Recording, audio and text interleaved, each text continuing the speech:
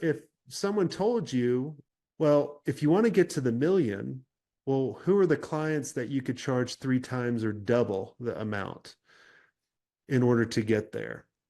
And what needs to happen? Well, one thing that needs to happen is you need to stop relying on referrals or word of mouth to grow your agency, and you need to create the prospecting system that I talked about.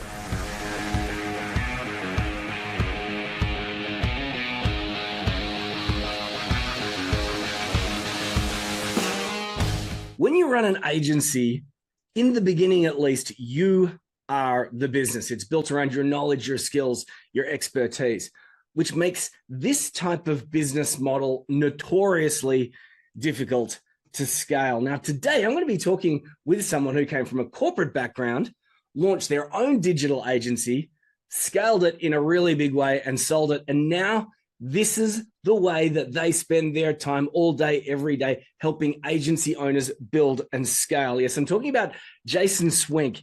He is the founder of Agency Mastery.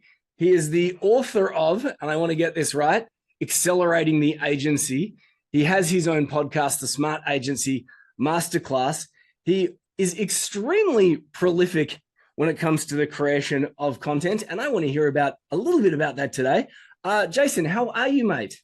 Hey, man, thanks for having me on the show. Now, I just mentioned that you're a prolific creator of content, and you've had some pretty cool and interesting people on the Smart Agency Masterclass podcast. Who would be one of the more interesting, maybe famous people that you've interviewed? And in particular, someone who's dropped some wild and interesting wisdom. Seth Godin would be one that is top of the list. That's a good name, Seth Godin. I could probably look behind me right now, and here we go. Straight off the bat, there we are. There's Seth Godin, a man of my haircut. There you go. What did he have to say that was startling? Well, he was, when we interviewed Seth, we were just going through how agency owners can be different and how can they actually stand out. Kind of like, his, I think it's his book, like Purple Cow, right? Like, yep. How can you not look like everyone else? So that was a fun interview. And then, we've interviewed Guy Kawasaki, which is, one of the founders of Canva, or the chief evangelist of Apple back in the day with Macintosh. Probably got a book from him as well too, somewhere around here. I think that was on that bookshelf over on the other side of the room. But most of the time, I don't like putting famous people on the podcast because everyone puts famous people on the podcast. I like to get kind of the agency owner that's, rolled up his sleeves or her sleeves and, kind of went through the grind and has amazing knowledge to drop. Well, I had a wild experience years ago, and I'm talking about probably more than a decade ago, where I got to interview Bill Gates and James Dyson on the same day. And what was really interesting is that I'm all excited because it's Bill Gates. And I go to interview him, and I've got to say it was one of the most disappointing experiences that I've had in my life. I mean, he was on this comfortable chair. I was on this in this weird space. He just wanted to talk about what he wanted to talk about. And then that afternoon, I went across town and I interviewed James Dyson, and he let me into his apartment and he greeted me like a friend, and he made me a cup of coffee, and he turned around and he said, "Who's your target audience? Let's wrestle with some of their challenges." And that interview ended up having extreme longevity, where the Bill Gates one had very little, because just some people can bring things back to the reality of the listener, which is what he could do. Speaking of that, you mentioned Seth Godin, you mentioned Purple Cow. We're talking about agencies. One of the challenges that I see with agencies is that a lot of them just do sound the same. How do you help the agencies that you work with just not sound like every other agency on the planet? Well, I'll give you an example, which I think everyone can kind of relate to, but you have to kind of start with their origin story, right? So most agency owners are accidental. And so when you're accidental, kind of like I was an accidental agency owner in 99, I created a a website making fun of one of my friends that looked like Justin Timberlake. We created a website called In Shit, and it was making fun of NSYNC. And so I got started by accident because everyone's like, "Oh, can you design me a website?" And so we started, and that's how we started. And so if you start by accident, you really don't know where you're going, and you're just reacting to the market. And so your business is based on referrals, and you're not being proactive of going, "Hey, here's who I want to go after," and getting really specific. Here's what I want to actually, offer to them that I can actually stand out. And then thinking about how can we market that in a different way. So one of the examples is a client that came to me many years ago that he did websites for nonprofits. And I was like, okay, I love that you're specific at who you target, but it still sounds like a Me Too agency. And so I started asking questions to him and saying, what does these nonprofits want? And by asking those questions or answering those questions, he was like, well, they want more members, they want more donors, they want more volunteers. I was like, well, why do they want that? So they can spread their message. So I said, why don't you reposition kind of your elevator pitch or how you're positioning yourself to the world as an agency that helps get more members, donors, and volunteers for nonprofits. So then it leaves curiosity. Or if you go to jasonswank.com/about, right? Your about page is your second, probably most visited web or page on your website. Most people, all they do on their about page is talk about themselves, which no one gives a shit about yourself, right? Because think about it this way. If you go to a conference and I come up to you, James, and I'm going to come up to you twice, you're going to tell me which type of person would you rather talk to. I'm going to say, hey, James, my name is Jason. I am the best at what I do. I have the best community for agency owners, blah, blah, blah. I've done this, I've done that, I've done all these awards, check out my portfolio, my team, all this kind of stuff. You're going to be like, okay. Versus if I came up to you, I said, hey, James, why'd you come to the conference? Tell me about you. Tell me about your challenges. How can I help you? And ask questions. So I'm putting the attention about you rather than me. So if you go to the jasonswank.com/about, you won't see anything about me until the bottom. I start off with a question. Do you struggle with lead generation? Do you struggle with being in the day-to-day of your business? Well, I might be able to help. And then I kind of go into it. There's a lot to unpack there. One is, if we're going to stand out, you mentioned that it helps if you have a specific target audience. Who do I want to go after? And that already is like a real differentiator. Like, who does your agency serve? Anyone and everyone with a pulse, right? Or you say, who does your agency serve? And you say real estate agents. Every real estate agent is going to go, and they're going to listen up. That next element is that you said, well, if it's specific, what is a strong desire that particular target audience is likely to share? It's interesting that you mentioned the not-for-profits because we had a client called John come through our world, and he was a funnel analytics specialist, whatever that is, right? And same deal. He had a bunch of clients that were not-for-profits, and I think that he's now a donation data interpreter. But if you saw his LinkedIn profile, it would say something like, I help not-for-profits get more donations and keep the and find out how they're losing the donors they have, which is something that they all are terrified about of losing. The other bit that you mentioned there, that I love that scenario of the networking event.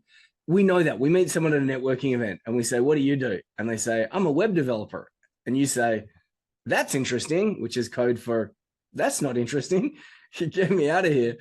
But you described the difference between push marketing and pull marketing. Push marketing, and you see it on social media. We're the best, we're awesome, sliding into people's DMs, cold emailing someone. Or pull is like, hey, have you got this problem? I'm not, you got this problem? I might have something that can help you with this problem. No, I mean, the biggest thing that you're wanting to do is just pull people in, like you were saying, and make them curious. Ask them the next. When you're thinking of your elevator pitch, you're not trying to get everything out that you do. You just want to kind of, like whenever I'm at a, running agencies, most people don't understand what even an agency is. Like, so whenever I'm out, like around town in Colorado or wherever, people are like, what do you do? I just make up shit of what I do. I'm like, I'm a horse jockey, because you're not going to understand what I do unless you're an agency owner. And then I'll go through, well, we help agency owners, make more, profitability and save more time, right? Like, and so you keep it really simple, but you want them to ask another question after, if you're talking to your audience. Well, how do you make them more profitable? Or how do you give me more time? Like, and then you're like, oh, okay. And then you kind of go through, well, I have a framework that does X, Y, and Z. And then, you can kind of start moving them through the conversation. But, it's just keep it simple, make it curious, and you'll stand out from everybody else. And there's an extension there. Jason just mentioned the idea of a framework. Let's circle back to that. When I meet people on planes, Jason, I tell them that I'm a professional blogger. That usually shuts them up, even though I don't even have a blog anymore. But if I meet someone at a networking event, I say sales trainer. And then you just watch people run. Mhm. Oh, They yeah. look me up and down and they go, why aren't you wearing a red tie and a shiny suit?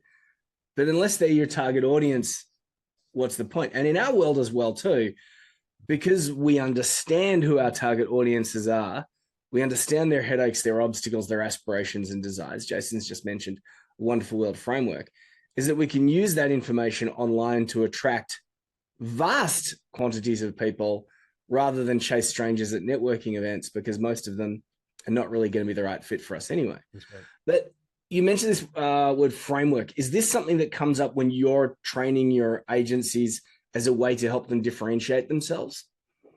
Yeah, I've always, since, I've been doing this business for 10 years. And this was kind of accidental too. Like after I sold my agency, I was doing nothing really for a couple years. And then I had my old competitors kind of go, how'd you beat us? How'd you work with the biggest clients? How'd you sell and all this? And I was like, well, I just did this. And then as I started working with them, I started kind of unpacking, what made us successful when we were successful. And we didn't start off this way, right? Like I always look at everything as like everything big starts off small. And so it really came down to an 8 system framework, where the first system is really getting clarity of where do I want to go, and letting my team know where it's going. Who do I want to help? What do I want to actually help them with? What are the problems we solve? And what are the things I want to avoid? So once you have that clarity, which is the most boring part and probably one of the hardest parts to do, because you have to be in business for a little while to figure out all the shit you don't like and all the dumbass clients you don't want to work with What anymore. brings you energy? What saps your Exactly. energy? And Right. as you said, it's all an accident. You didn't intend to be here in the first place. Yeah. And so then once you know this, then you can communicate it to your team. So then once your team knows it, then your team doesn't have to come to you for everything, right? Because as you start out, or maybe you've been doing it for 10 years. I've seen agency owners and entrepreneurs doing businesses for 10 years, but they still make every decision, and their company doesn't grow when they go away. Like I just got back from a 2-week Europe trip. Totally just shut off everything, come back, business has grown, everything's great, right? So like, do you have that freedom? But you have to start with clarity. The next part is positioning, that I think we've talked about. How can you position your agency in a way? How can you position your offering in a way that's different from everyone else? And then the third is your offering. How can you position your offering and create the offering that actually works? Too many agency owners and too many business owners lead with, will you marry me, right off the bat? They're trying to get a retainer. Or what I see a lot of times is they sell a retainer that's month to month, which I'm like, well, really, they can cancel at any time. And they're like, well, that's the only way I can sell it. Well, you have the wrong offering. We talk more about that and how to structure that. And then after you have the first 3 systems, this is the foundation. Then you can go to a prospecting, where you're looking at an inbound channel, an outbound channel, a strategic partnership channel, in order to fill that pipeline. But too many people jump right to prospecting before they have any clarity before their position, and they have no idea about their offering. So then after you have the prospecting, the next system is sales. Like, how do you get out of sales as an owner? Because, we bought 10 agencies in the past 3 years, and all the common, elements of the successful agencies that we've bought, the owner's not doing the sales anymore. The owner's not doing the marketing anymore. The owner's not doing operations anymore. Right. And so how do you have that sales system? And then thinking about delivery, how do you onboard clients? How do you, increase? How do you avoid scope creep? How do you increase the amount that they're spending with you? And then the last two system is operation and leadership, like transforming yourself from an owner to a CEO and what that looks like. And so when you can kind of start executing and implementing those 8 systems, and at every level, because you have multiple levels in your agency, kind of like there was a game I played in college. I'll date myself. It was called like Age of Empires. Oh, Do you, I gave do you myself know Age of RSI Empires? on that game. I still have a problem with my wrist because Yes, of Age but of you remember, Empires like, you because I have was to. playing on the couch Yeah, with a you start mouse. off kind of at the Stone Age, right? And then you Yeah. gather wood and gold and food. And then as you hit certain levels, you move up. And so that's how I treat business. So each level, you got to kind of look back at the 8 systems and going, what do I need to reset? Because those things change. So that's how I look at, scaling an agency. I believe that there's a ninth to your framework. Incidentally, do you have this framework somewhere? Can I provide a link to this so that people can look at it? Yeah, yeah. If Yeah, you go to jasonswank.com/playbook, you can check out the 8 system framework there. that's great. So the ninth, I'm going to give you a ninth, right? Not that you Perfect. wanted one, but now you're going to get one. But then it's an Um, odd number. It doesn't work as well. no, I love nine because you I'm could break it just into three kidding. I'm sets of just kidding. three. All right, what's the ninth? Is it phase one? So then you got the phase one, the foundations. That's the first three. Phase two is sales. Phase three is Mhm. delivery. All right. Anyway, nine. I've noticed this with agency owners that they pretty much start out as the tactician. That's what they do. They're a glorified slave. They're trading time for money.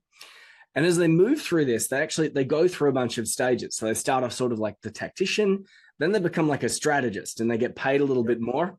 And then they go into a consultant, which is kind of like the strategist tactician type of role, but you're consulting.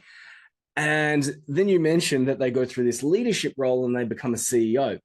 The one above that, I believe, is authority. And that is because we go from like doing, then we go to strategizing, then we go to consulting. And it's a very underrated word, but then we go to teaching. And that is when we can productize our IP and we become, I don't know, we become like those celebrity chefs. We put it in our cookbooks and people go, well, how would Jason Swenk do it? Yep. And that's the next level. So I agree with you. And in the leadership, there's 5 roles that every agency owner needs. And so we're on the same mind. So the first one is setting the vision and communicating it to the team often. The second is coaching and mentoring your leadership team only. The third is the face of the organization, which is the authority. The Mm. fourth is knowing your KPIs, and the fifth is building key relationships. And so that's when you transform to that CEO. So totally agree with you on that. Yeah, and it's just one of those things that we see with our people that they just struggle to scale because they never get beyond they're a consultant posing as they're a tactician posing as a consultant, or they're Yeah, an and then they're just agency. being order takers, Yeah, which they're just being an order taker. Now let's go way back in time. I think that you mentioned that you did that funny website for the Justin Timberlake website. Mhm. Um, you were working for Arthur Anderson or one of the big. Only for 6 months. You know, I was a computer programmer, but the problem was in college, I outsourced all my programming. So I didn't, that's the only thing I learned, how to communicate, have fun, and outsource. Yep. So when I got to Arthur Anderson, they didn't have much for me to do, thank God. And so I knew my time there was limited, especially as a computer programmer. I knew nothing. And I was just lucky enough that I fell into this business where I could quit Arthur Anderson and start the agency. Well, I was going to say it must have been a difficult transition, but based on what you've said, you were probably already of the entrepreneurial mindset. You Oh were yeah. already a builder before it happened. I've I've been fired from every single job I've ever had. Yeah. Um, so you got out of Arthur Anderson before they fired you, or did they fire you? Who knows? It was mutual. It was mutual. Yeah, it was mutual. So I just want to take you back to those early days. Now, when I talk to someone like you, I like to know about the things that you should do. So we were very blessed just a moment ago to hear Jason's framework. Everyone says, "Why are you beating us?" Well, Jason had a system. What a surprise! Systems equal sanity. What were some of the mistakes that you made, or the mistakes that you keep seeing that you see people make? Probably the biggest or I mean, how long is this show? I mean, one that's on top of mind, just because I was chatting with their mastermind a little while ago about this, was they weren't charging enough. Yep. You know, they want to scale, and in the very smaller clients. So let's say you're a $500,000 agency and you have 20 clients, or let's say 50 clients. Okay. And so you want to get to the million mark for some odd reason. You want to get to the million mark. So most people think, well, shit, I have 50 clients. So now if I want to double, I need 100 clients.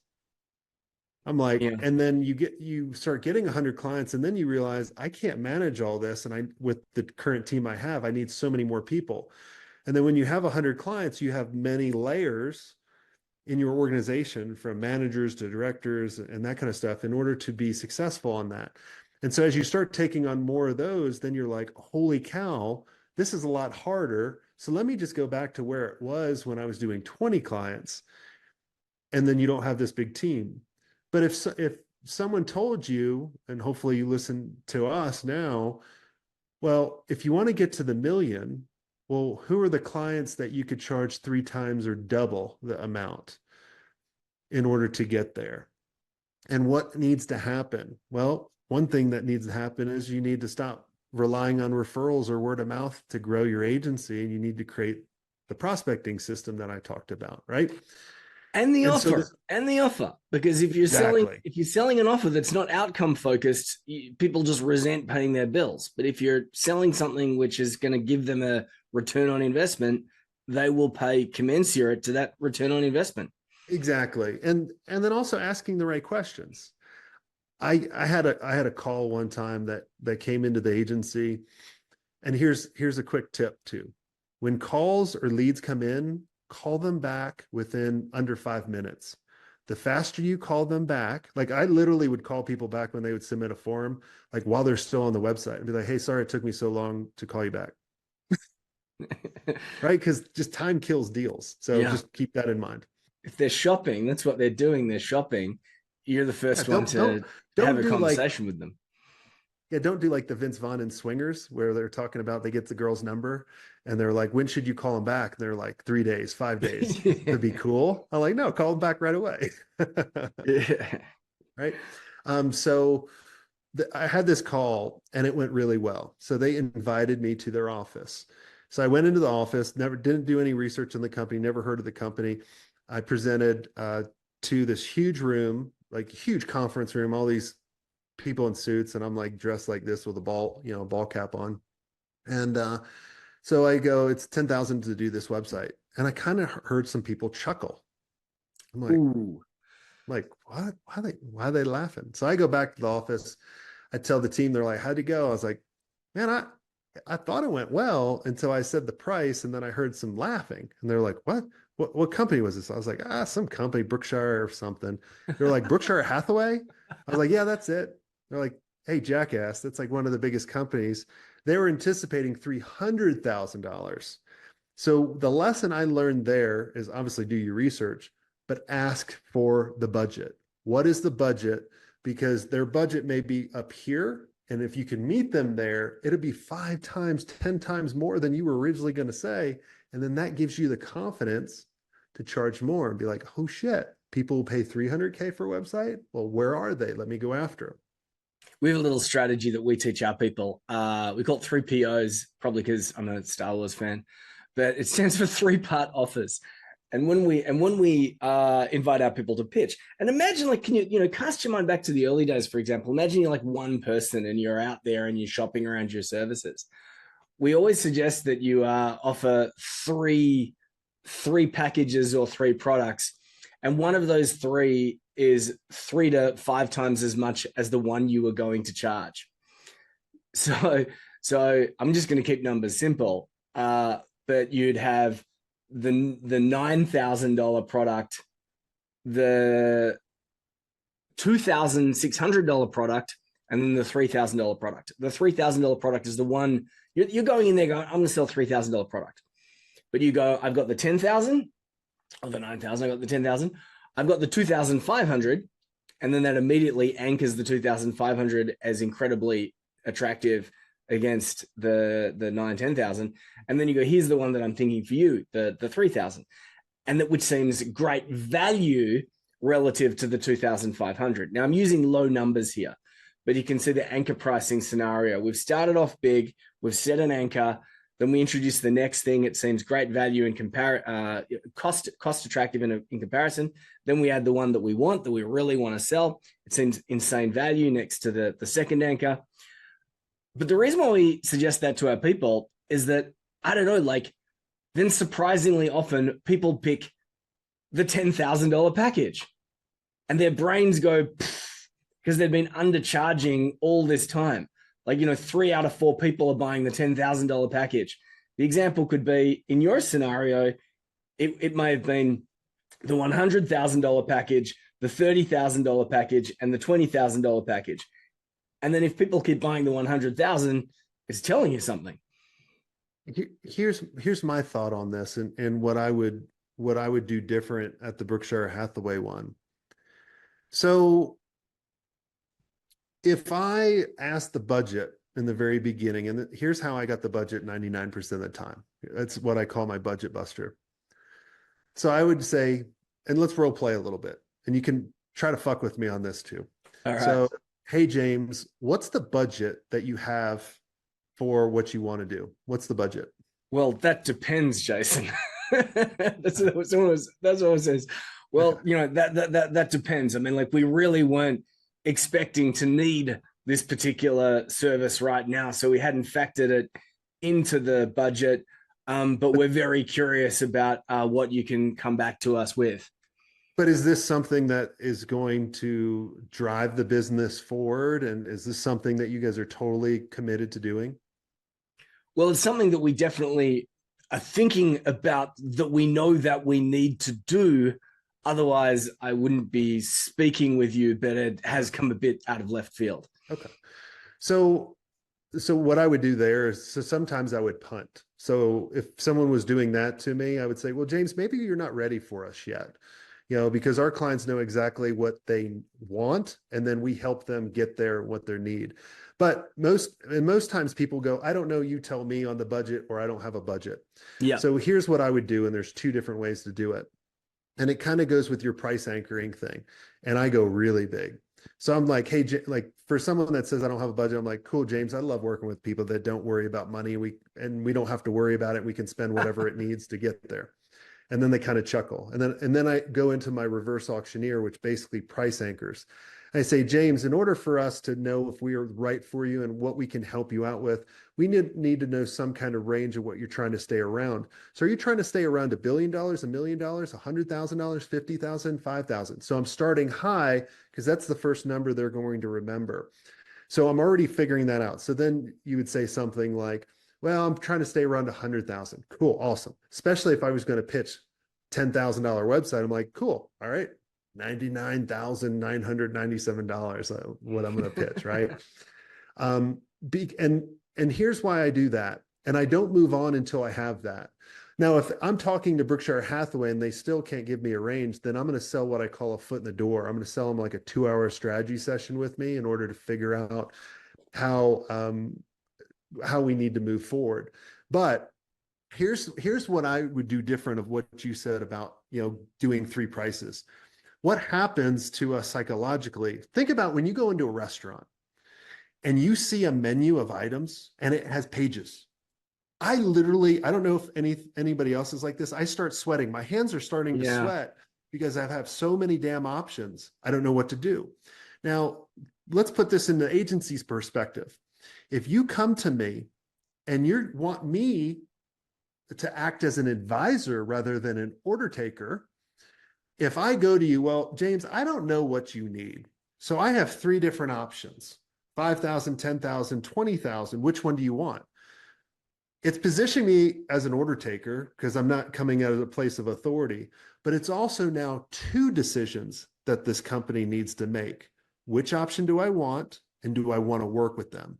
That's how I've always done it. So I may have a productized service offering in the back end, but I never tell that client because then I can always make it look custom. So they only have one decision. And basically when I go through and I chat with someone and I go, well, here's where you're at, here's where you're going. Your biggest challenge is this. Did I hear that right? Yep. Well, based on what you told me, here's what you need to do. And then I say, do you agree with this plan? And then I say, the closing question, do you want my help? And then it's just like, that's kind of the system that's worked for us, where we'll close at 85% of the big deals that we wanted to go after. Rather than the typical, agency one is like, they'll be happy at 50. I'm like, well, that's good. 50 is good. It's not The other thing great. is that we're having a conversation. We're talking about scenarios out of context, and the reality is that when you meet someone, there's always going to be 5 to 15 minutes of getting to know you anyway, and there's Yes. questions about where do you want to get to, how much is a client worth, what's slowing you down, Yeah. and it does mean that when you can get to the pointy end of the conversation, you can anchor back what you do to the outcome that they're seeking. Yeah. And I get the budget within the first 15 minutes of my first conversation. I love that. I love that. Because I don't want to waste their time or my time. Yeah. We use online forms. So we use online forms a lot. So when someone's booking time with us, we're asking all these questions.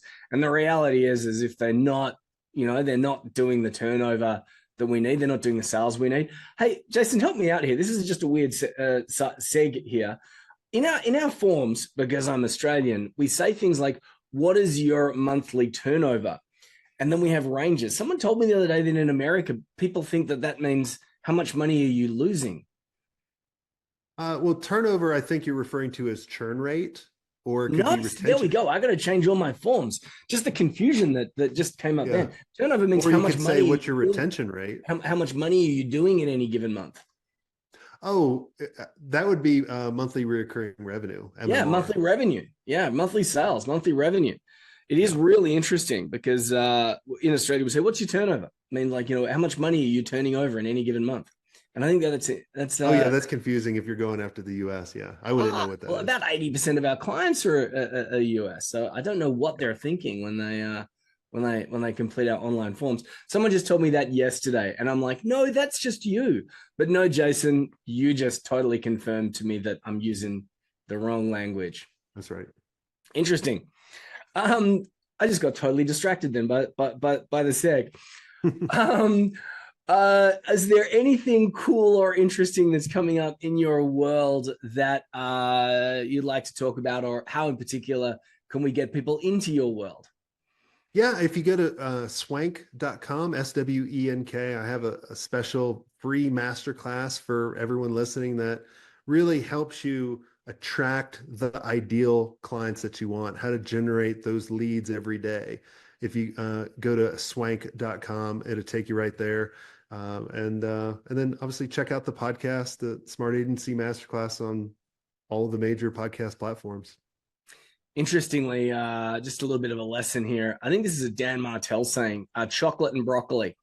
You're going to go to Jason's site because you're going to want to know how to get clients. And it's a very important skill. And then you're going to arrive on, and that's the chocolate. Then you're going to arrive in Jason's site, and he's going to tell you that if you don't have, what is it? Vision, Clarity, positioning, offering. Yeah. And the offering, you're screwed from the outset anyway. You got to eat your broccoli. Yeah. I like chocolate and broccoli. He's bringing you in with the chocolate, and he's selling you the broccoli, which is what you need to get healthy and strong. Now, just a little bit of a recap. Standout for me from this here is probably bring it right back to the beginning is the differentiation piece. And if you've got a clear target audience, you can understand their want, you can come up with a stronger offering. That's really, really cool. Having some sort of framework, I hear it again and again. Absolutely super essential.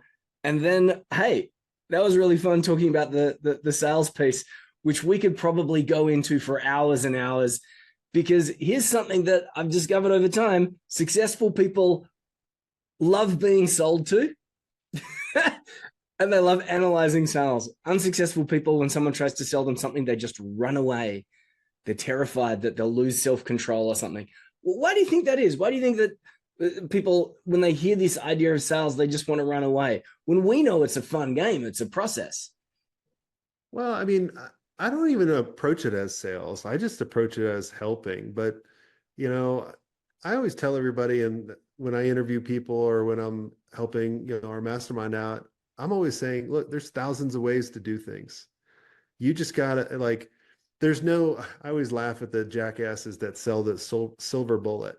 I'm like, the only silver bullet out there is you mine all the silver yourself from Dan, from you, from me, from wherever. You get all these little silver pieces, and then you can make your own silver bullet at that particular situation. Like, that's the only thing, it's just, you don't have to do things identical to everyone else, but you look at, like Tony Robbins says, is success leaves clues. So look at not what they're doing now, but look at how they got there, and then adapt your own style to it. And over time, persistence and consistency, that wins. I think it's one of those things we build up all those little bits. It's someone once said to me, how do you get rich quick? And the answer is you get all these little things and you get them all into place, and it might take months, it might take years, and then suddenly everything clicks into place and you get rich quick. The only people that get rich quick are people that win the lottery and then they lose it the next month. Yeah. Or they do something illegal and they get found out and they get busted. And you gotta, and think about, like, too, if I was a millionaire in my early 20s, I would have probably blown it all and thought I knew everything. Like, you have to go through the licks and the hits and the punches in order to get to a certain point where you're like, okay, I can manage this wealth. I can manage this lifestyle or whatever it is. Like, if I had this in my 20s, I'm like, by the way, I just remembered who said that. There's only one way to get rich quick, who told me that story. You're going to love this. It was Jordan Belfort, the Wolf of Wall Street. Oh, yeah. And it was in Sydney. He hadn't done the movie. I'm not even sure if he'd done the book, but he was trying to reinvent himself as a telephone sales coach. And I met him in a lobby with a bunch of other people after a speaking gig. And someone asked him some loaded question. And he got all defensive and he said, listen, there's only two ways to get rich quick. There's to do it the way that I did it and you'll go to jail. Or the other way is you line up all the pieces very carefully over an extended period of time, and then everything clicks into place and you get rich quick. Or marry or inherit it. Yeah, or marry or inherit it. All right, Jason, this has been fantastic. Any final words of advice before we wind this up? I mean, the biggest thing for everyone is just focus. Finish one commitment until success. That's what focus means. And then, make sure you guys, download the free gift at swenk.com and, reach out if we can, how that works for you. Finish one commitment until success. What a great way to end. Thank you, Jason. Thanks for having me.